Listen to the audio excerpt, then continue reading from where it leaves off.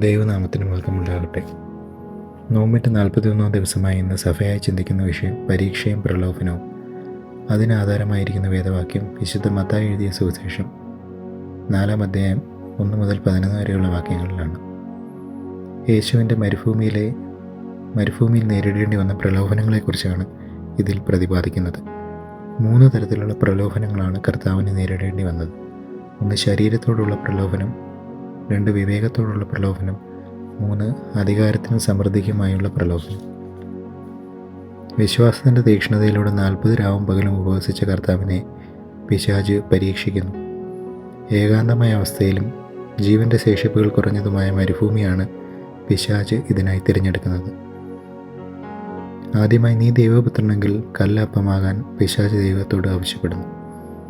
മനുഷ്യൻ്റെ നിലനിൽപ്പിന് ഏറ്റവും ആവശ്യമായ ജൈവിക ഘടകമാണ് ഭക്ഷണം. അതിനെ കർത്താവ് മനുഷ്യൻ അപ്പം കൊണ്ട് മാത്രമല്ല ദൈവത്തിൻ്റെ വായിൽ നിന്ന് വരുന്ന വചനം കൊണ്ട് ജീവിക്കുന്നുവെന്ന് മറുപടി നൽകുന്നു. തനിക്ക് താതൻ നൽകിയിരിക്കുന്ന ദൈവിക ശക്തി എത്ര ചെറിയ കാര്യത്തിനായാലും ക്ഷണനേരത്തേക്കായാലും വിനിയോഗിക്കാതെ ക്രിസ്തു ശരീരത്തിൻ്റെ പ്രലോഭനത്തെ അതിജീവിക്കുന്നു. 2ാമത് വിവേകത്തോടുള്ള പ്രലോഭനമാണ്. പിശാച് കർത്താവിനെ ദേവാലയത്തിൻ്റെ അഗ്രത്ത് കൊണ്ടുപോയി താഴേക്ക് ചാടുവാൻ പ്രലോഭിപ്പിക്കുന്നു. ബുദ്ധിക്ക് അതീതമായി ദൈവിക വിശ്വാസത്തെ പരീക്ഷിക്കുന്ന പിശാചിനെ കർത്താവ് നേരിടുന്നത് നിന്റെ ദൈവമായ കർത്താവിനെ പരീക്ഷിക്കരുത് എന്ന മറുപടിയിലൂടെയാണ്. മരണം ചെയ്യാൻ കഴിവുള്ളവനായി മനുഷ്യനെ ദൈവം സൃഷ്ടിച്ചു. അങ്ങനെ മെനഞ്ഞ് നമ്മെ ദൈവം ബുദ്ധിയോടും അറിവോടും ആരാധിക്കുവാനാണ് ആവശ്യപ്പെടുന്നത്. ക്രിസ്തുവിടെ ദൈവിക ജ്ഞാനത്തോടും വിവേകത്തോടും കൂടി പിശാചിൻ്റെ പരീക്ഷണത്തെ അതിജീവിക്കുന്നു. 3ാമത്തെ പ്രലോഭനം അധികാരത്തിനായുള്ള പ്രലോഭനമാണ്. ഒരു മനുഷ്യായുസ്സിൽ ഏറ്റവും പ്രലോഭിപ്പിക്കുന്നത് ക്ഷണനേരം കൊണ്ട് ലഭിക്കുന്ന സമൃദ്ധിയും അളവറ്റ അധികാരവുമാണ്. പിശാചിനെ ഒന്ന് നമസ്കരിച്ചാൽ ലോകത്തിൻ്റെ സകല രാജ്യങ്ങളും തൻ്റെ അധികാര പരിധിയിലാക്കാമെന്ന് പിശാച് യേശുവിനെ പ്രലോഭിപ്പിക്കുന്നു.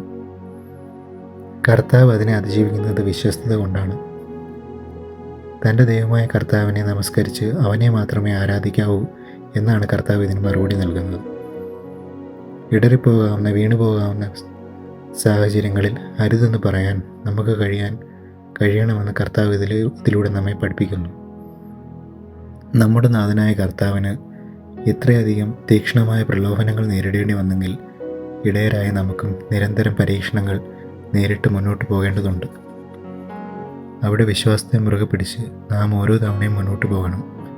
അന്നം മുതൽ അധികാരം വരെ നീളുന്ന ചെറുതും വലുതുമായ പരീക്ഷണങ്ങൾ കർത്താവ് നേരിട്ടത് 2 കാര്യങ്ങളെ നമ്മെ ഓർമ്മിപ്പിച്ചുകൊണ്ടാണ്.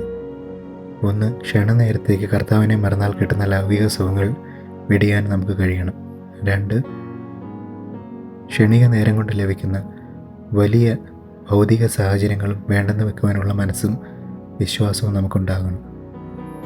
അവിടെയൊക്കെ വചനത്തോട് ചേർന്ന് യാത്ര തുടരാൻ നമുക്കാവണം. കൂടാതെ കർത്താവ് 40 രാവ് ഉപവസിച്ച ക്ഷീണത്തിലാണ് പ്രലോഭനങ്ങളിൽ പെട്ടുപോകുന്നത്. ഭൂഷരമായ മരുപ്രദേശത്തും ഏകാന്തമായ അവസ്ഥയിലുമാണ് പിശാച് കർത്താവിനെ പരീക്ഷിക്കുന്നത്. ഇതുപോലെ നാമും തളർന്നു പോകുന്നതും ഒറ്റപ്പെട്ടു പോകുന്നതുമായ അവസ്ഥയുണ്ടായേക്കാം, അല്ലെങ്കിൽ കൃപകൾ വൈകുന്നതുമായ സാഹചര്യങ്ങളുണ്ടായേക്കാം. അവിടെയൊക്കെ വിശ്വാസത്തോട് ചേർന്ന് നിന്ന് മുന്നോട്ട് യാത്ര തുടരുവാൻ നമുക്കാകണം.